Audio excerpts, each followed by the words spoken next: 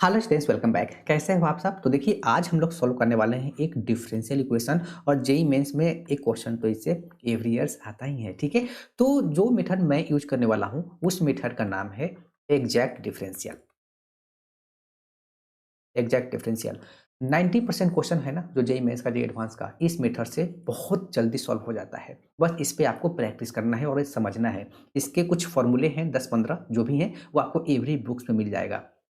और अगर इस मेथड से नहीं करने आता है तो जो जनरल मेथड है, लीनियर हो गया, होमोजेनियस हो गया, वेरिएबल सेपरेबल हो गया, उससे भी आप क्वेश्चन को प्रोसीड कर सकते हो। ठीक है, तो मैं यूज कर रहा हूँ एग्जैक्ट डिफरेंशियल। काफ़ी इजी वे में सॉल्व हो जाता है क्वेश्चन। ठीक है, बस इसके लिए आपको कुछ चीज़ समझना पड़ेगा। फॉर्मूला तो याद रखना ही पड़ेगा। फॉर्मूला याद रखने का भी एक ट्रिक है, वो भी मैं आपके साथ आज शेयर करने वाला हूँ। देखिएगा ध्यान से।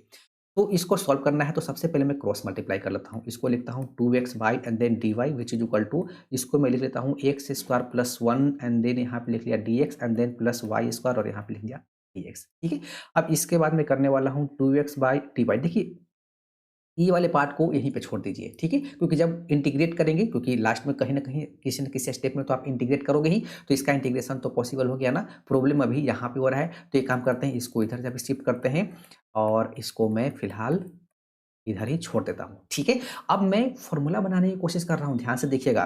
तो मुझे इस स्टेप के बाद एक काम करना पड़ेगा। यहाँ पे मुझे एक्स स्क्वायर से डिवाइड कर देता हूँ और इधर भी एक्स स्क्वायर से डिवाइड कर देता हूँ। ठीक है, अब देखिए, इसको मैं क्या लिखने वाला हूँ, यही इस क्वेश्चन का मास्टर स्टेप है।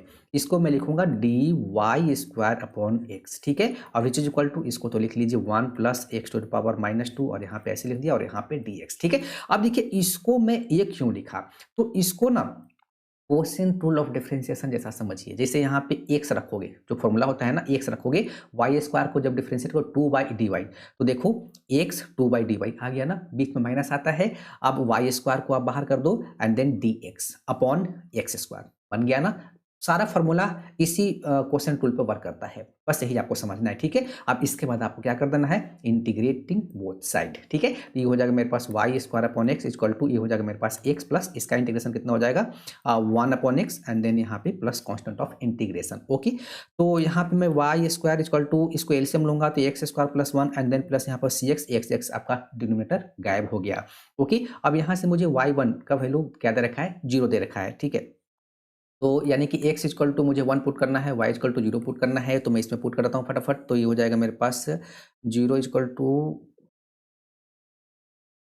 X to power minus 2 plus 1 minus 2 plus, oh minus x, यहाँ पे आपका माइनस आएगा, सॉरी, यहाँ पे आपका इंटीग्रेट करेंगे ना, तो यहाँ पे आपका माइनस आएगा। ओके, तो यहाँ पे हो जाएगा एक्स स्क्वायर माइनस 1, तो यहाँ पे आपका हो जाएगा माइनस 1। ठीक है ना, ये सिली मिस्टेक्स है ना, ये बहुत ही प्रॉब्लम क्रिएट करता है और आंसर गलत करा देगा। ठीक है, तो एक्स स्क्वायर माइनस 1 यानी कि वाई, आप यहाँ पे देखिए, सो हम लोग लिखेंगे अब वाई स्क्वायर इक्वल टू, मेरे पास कितना गिवन है, एक्स स्क्वायर माइनस 1, यानी कि x square minus 1 and then plus कितना लिखा हुआ है, सी एक्स। वैल्यू पुट कर लें क्या, तो ये 0 हो जाएगा, ये हो जाएगा 1 माइनस 1 एंड देन प्लस हो जाएगा सी।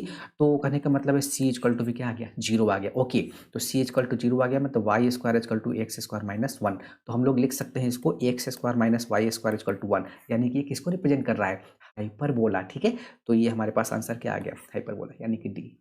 Thank you.